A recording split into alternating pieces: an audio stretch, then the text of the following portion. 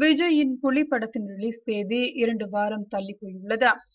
சிம்புதேவன் இயக்கத்தில் விஜய், ஸ்ருதி ஹாசன், ஹன்சிகா, ஸ்ரீதேவி, சுதீப் உள்ளிட்டோர் நடித்துள்ள புலி படத்தை ரசிகர்கள் ஆவலுடன் எதிர்பார்த்துக் கொண்டிருக்கின்றனர்.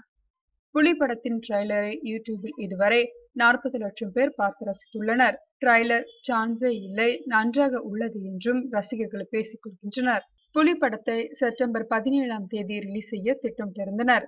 இந்த நிலையில் ரிலீஸ் தேதியை 2 வாரங்களுக்கு தள்ளி வைத்துள்ளனர்.